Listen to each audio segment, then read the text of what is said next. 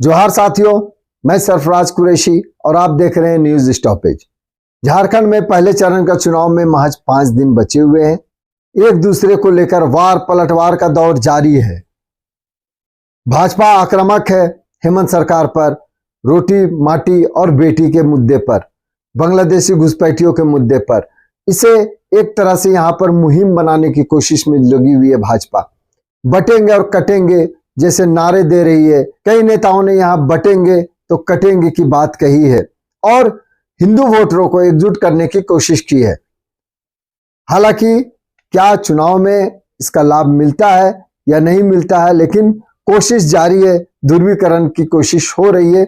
इसको लेकर जहां इंडिया गठबंधन के दलों के लोग के अलावा और भी लोग शिकायत की है कि बेलगाम हो गए हैं भाजपा के नेता और वो लगातार इस तरह का बयान दे रहे हैं जो चुनाव आचार संहिता के खिलाफ है। लेकिन मामला अब बेटी रोटी और माटी का, तो इस मामले को लेकर भाजपा पूरी तरह से मुखर है। असम के मुख्यमंत्री हिमंता विश्व शर्मा हो या प्रधानमंत्री जब झारखंड में आए या फिर गृह मंत्री अमित शाह झारखंड में आए तो उन्होंने साफ साफ इसी दिशा में बात की, रोटी बेटी और माटी की बात की। उन्होंने कहा कि इसे बचाना जरूरी है, इसके लिए झारखंड की हेमंत सरकार को उखाड़ना फेंकना होगा। वहीं हेमंत सरकार इसको लेकर खासे हमलावर है। वो लगातार सवाल कर रहे हैं और ऐसे सवाल कर रहे हैं जिसका जवाब फिलहाल भाजपा के पास नहीं दिख रहा। उन्होंने कहा कि जिस तरह से मणिपुर में दंगे हुए, आदिवासी लड़कियों को नंगा किया गया, बलात्कार किया गया, उस मामले पर भाजपा चुप है। प्रधानमंत्री और गृह मंत्री आज तक क्यों नहीं गए हैं वहां? मणिपुर को लेकर क्या बातें करेंगे ये लोग? आदिवासी बेटियों की रक्षा की बात करते हैं, जबकि मणिपुर में क्या हुआ ये पूरा देश देख रहा है, पूरी दुनिया देखी है। उन्होंने गुजरात के बिल्किस बानो कांड का भी हवाला दिया कि किस तरह से एक मुस्लिम महिला जो गर्भवती थी उसके साथ 25 लोगों ने बलात्कार किया। उन्हें कोर्ट से सजा होती है, लेकिन जब ये बेल में बाहर आते हैं तो उन्हें माला पहनाई जाती है। ये भाजपा का नेचर है, ये भाजपा का चेहरा है, चरित्र है। उन्होंने राम रहीम के बारे में भी बात की कि किस तरह राम रहीम पर बलात्कार का आरोप है, लेकिन उन्हें चुनाव में जीतने के लिए पेरोल पर बाहर लाया जाता है। उन्होंने साफ साफ कहा कि ये चुनाव जीतने के लिए किसी भी हद तक जा सकते हैं भाजपा के लोग। दरअसल आज हेमंत सोरेन खूंटी में थे और उन्होंने भाजपा को जमकर घेरा। क्या क्या बातें कही है, आइए हम आपको सीधे उनके भाषण की वो झलक दिखाते हैं, सुनाते हैं। दोस्तों, आपसे आग्रह है, अनुरोध है कि अगर आपने अभी तक हमारे चैनल को सब्सक्राइब नहीं किया तो सब्सक्राइब कर लें, लाइक करें, शेयर करें, कमेंट्स करें। इससे और बेहतर करने की प्रेरणा मिलती है, हौसला मिलता है। बहुत बहुत शुक्रिया। आप देखें हेमंत सोरेन ने किस तरह से भाजपा को घेरा है, प्रधानमंत्री को घेरा है। आपके लिए हम काम करने बैठे हैं तो समय से पहले चुनाव करा दिया। वो इसलिए हो रहा है क्योंकि चुनाव आयोग, भारत सरकार की एजेंसियां आज भारत सरकार जो भारतीय जनता पार्टी की है उसकी कठपुतली बन के रह गई है। जैसा भारत सरकार, भाजपा की सरकार कहती है वैसे ही ये संस्थाएं काम करती है।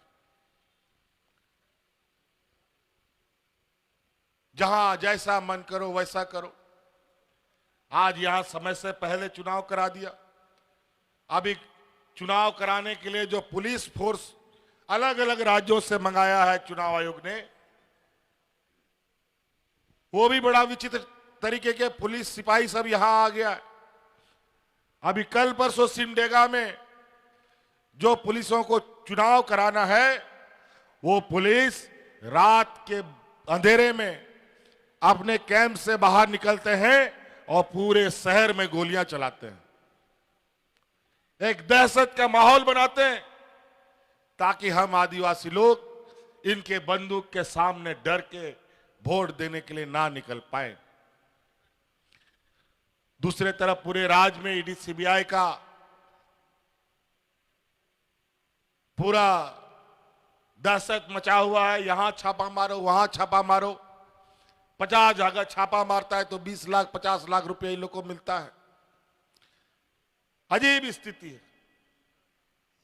आज हमारे आदिवासी भाइयों का, आज हमारे ग्रामीण क्षेत्र में रहने वाले लोगों का क्या आर्थिक हालात है, किसी से छुपा नहीं है। क्योंकि ये आदिवासी, दलित, पिछड़ा, अल्पसंख्यक के प्रति इनकी कोई जिम्मेवारी नहीं है। इनकी जिम्मेवारी है सिर्फ अपने पूंजीपति व्यापारियों को कैसे मदद पहुंचाएं और कैसे इस देश में फूट डालो और राजनीति करो के फार्मूला को स्थापित करें। और इसीलिए इस चुनाव में इन लोगों ने फिर वही राग लापा है जहां सांप्रदायिक तनाव फैलना प्रारंभ हो जाए। पिछले लोकसभा में भी, अभी कुछ दिन पहले हुए कई राज्यों के विधानसभा में भी कई ऐसे इन लोगों ने सांप्रदायिक तनाव फैलाने वाली भाषणें और एजेंडे फिट किए।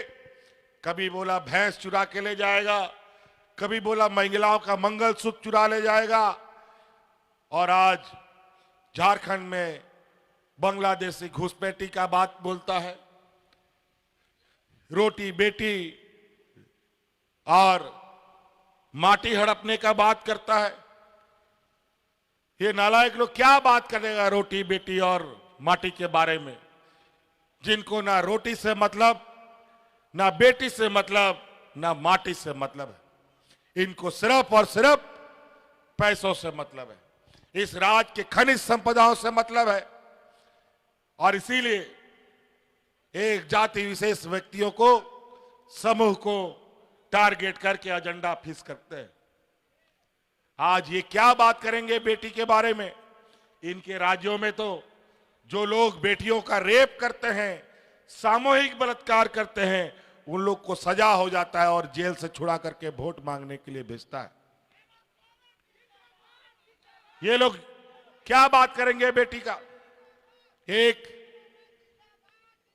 एक उधर आसाम का मुख्यमंत्री यहां मंडरा रहा है 6-7-8 महीना से, और लगातार बांग्लादेशी घुसपैठी का बात बोलता है, रोटी बेटी माटी का बात करता है।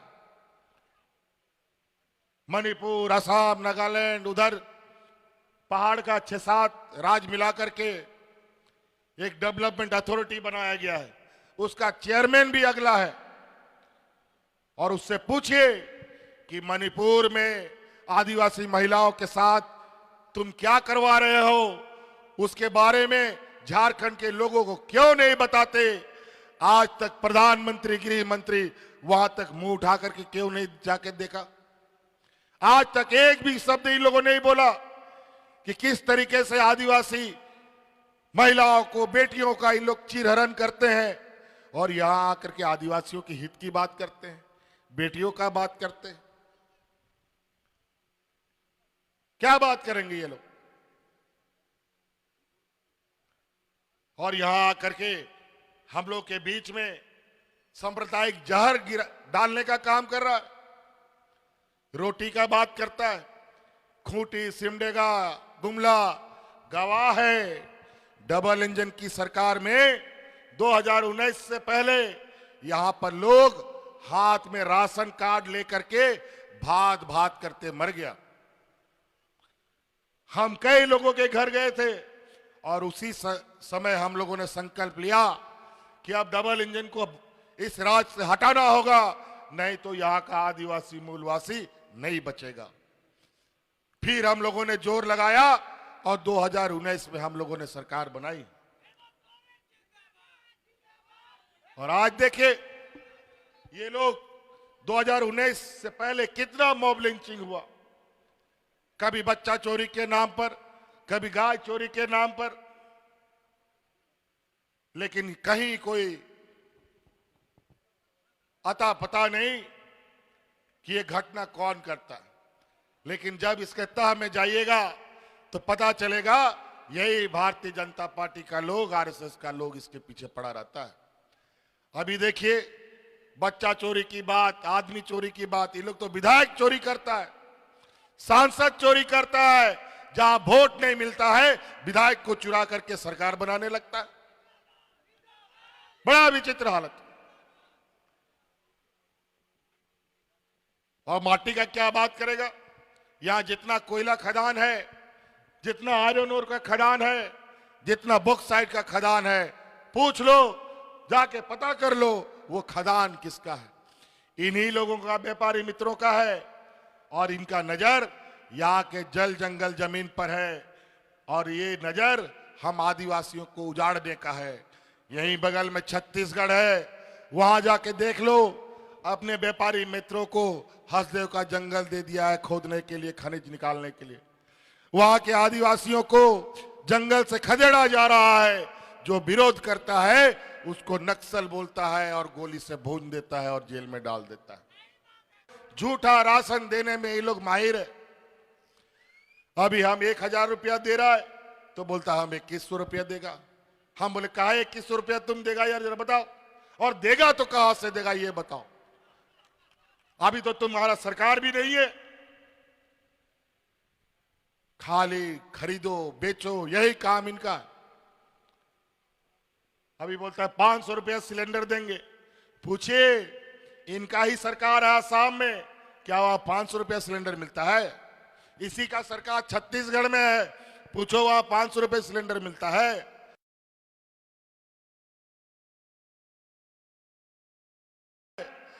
उसी का सरकार बिहार में है, पूछो 500 रुपये सिलेंडर मिलता है?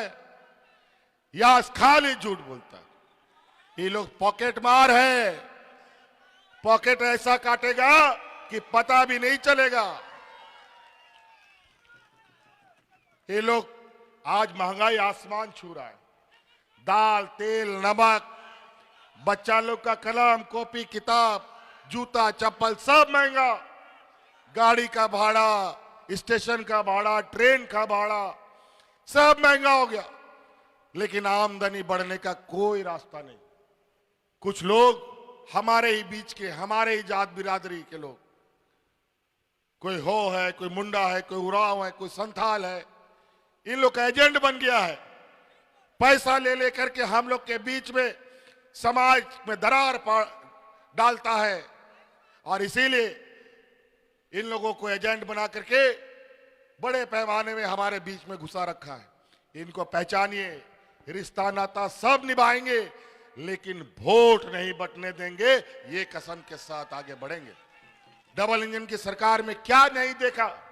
सीएनटी एक्ट, एसपीटी एक्ट पर कितने लोगों पर देशद्रोही का केस हो गया, पत्थलगड़ी पर कितने लोगों पर देशद्रोही का केस हो गया।